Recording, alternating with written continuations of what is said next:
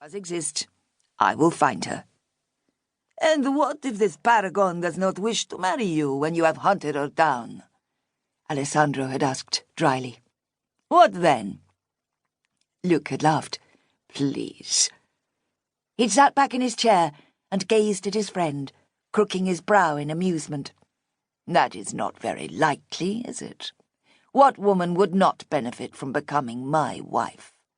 What can any woman possibly want that I cannot give her? I will place all of my wealth and power at the disposal of whatever woman can fill the position. Alessandro had sighed heavily, his romantic Italian soul no doubt mortally wounded at the prospect of filling the position of wife. Women like romance and fairy tales, he'd said. Luc rather thought Alessandro was the one who preferred such fripperies, but had not said so. They do not want marriage to be conducted as a business proposition. But that is what it is, Luc had said, shrugging again. The correct woman must understand this as well. I fear you will be looking for a very long time, my friend, Alessandro had said, shaking his head. But Luc had never been afraid of hard, seemingly fruitless work, he reflected as he turned the corner and saw the famous facade of the Hotel Negresco before him. In fact, he thrived on it. His famous parents had died when he was barely 23, and he had had to make his own way in the world in their considerable shadows.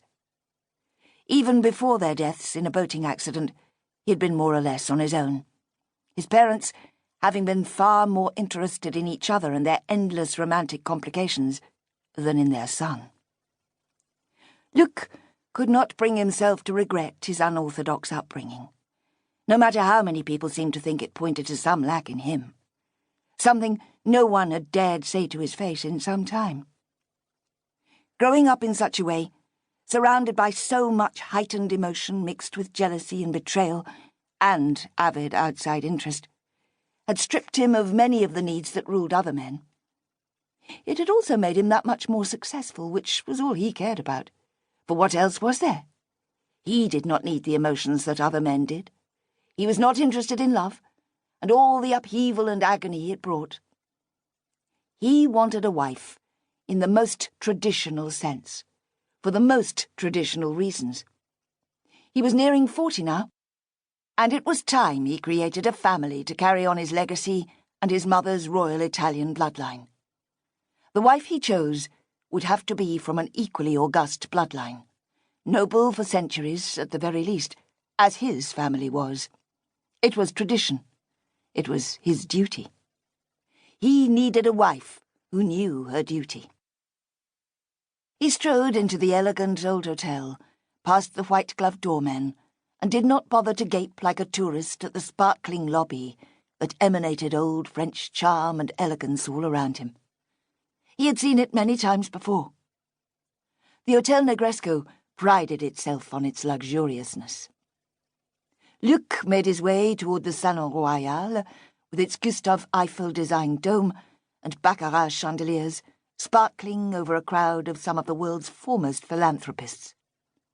He ignored the well-dressed and genteel throng, as well as the priceless art that graced the walls. He searched the room until his eyes fell on the woman he'd been looking for. Princess Gabrielle of Miravacchia. She stood out from the crowd in a good way, he was pleased to note. She did not call attention to herself. She did not display her chest in an inappropriate manner, or hang all over the men who competed for her attention. She seemed cool and elegant, refined and royal, as she stood in the centre of a knot of extremely well-dressed patrons. She was lovely. But then, she should be. She was a royal princess, after all, the heir to her country's throne.